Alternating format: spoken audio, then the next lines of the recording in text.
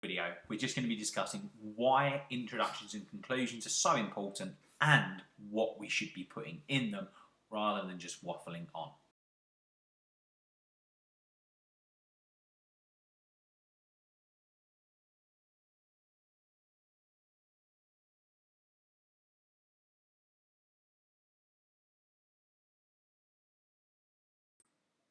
Now, as I'm sure you know by this point, all of your GCSE English literature texts will require you to write a detailed, long response. Now, whilst you won't necessarily get any marks for an introduction and conclusion, they do start your response off in the right manner. You don't really want to be starting an essay by just bouldering straight into the body of it and talking about maybe a quotation or some context. It's nice to introduce the points that you're going to discuss in that essay, and it'll engage and interest the examiner as well. Remember, the examiner is going to be reading an awful lot of these. You need yours to stand out. So a nice, punchy introduction is very important in letting you do that.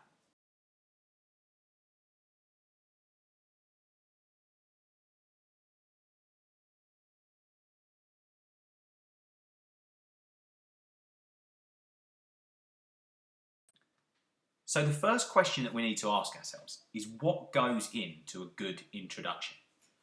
Now, some people might say a good introduction should state what the question is and what you're going to talk about in your response. Well, what's the point in doing that?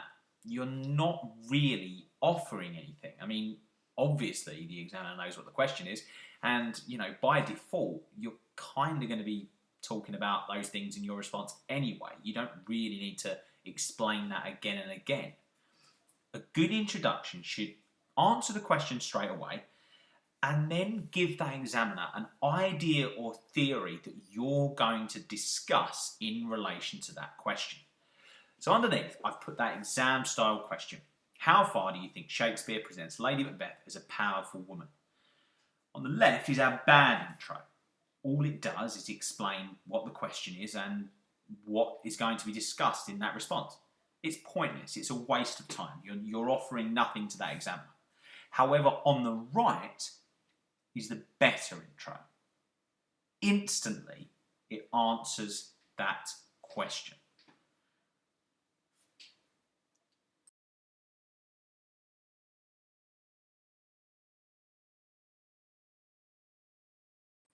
In just this short introduction, it explains to the examiner exactly how far Shakespeare presents Lady Macbeth as a powerful woman. It explains that we see in the extract she's acting in an ambitious, power-hungry manner, and goes on to explain how she develops later on in the play. We've answered that question there straight away by explaining how she is at the start of the play and how she is at the end of the play, and therefore how far she is created as a powerful woman.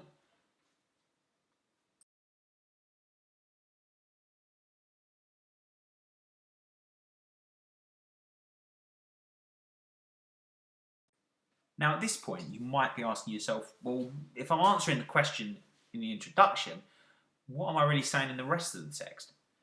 Well, if you're answering that question there, the rest of your essay should be you justifying that point.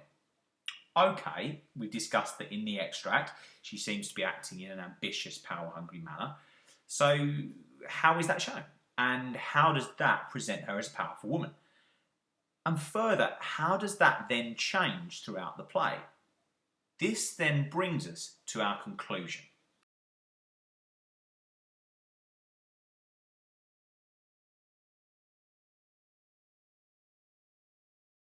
Now, in many ways, the way we approach our conclusion is similar to the way we do with our introduction. What we shouldn't be doing is just reiterating the same things that you've already said. You don't want to sit there and start by saying, here's what I have discussed, here's how it is shown. Again, you're totally wasting your time, and there's no point of it. What you should be saying is how your idea is either changed or developed as you've progressed through that response.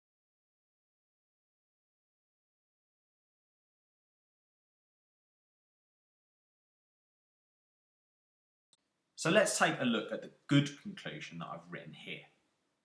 What I've explained here is what I originally suggested in my introduction and how that thought has either changed or developed as I've gone through my essay.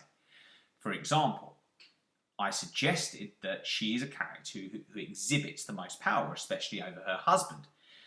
However, as my understanding of the question and my analysis of the play has gone on, the conclusion is shown that Lady Macbeth is the key driving force in her own downfall, her desperation for power resulting in her suicide. So I've answered the question by saying yes, Shakespeare does present Lady Macbeth as a powerful woman, but that power obviously results in her own downfall. And that's what I've explained in the conclusion. How has my idea from my introduction developed as my response has progressed?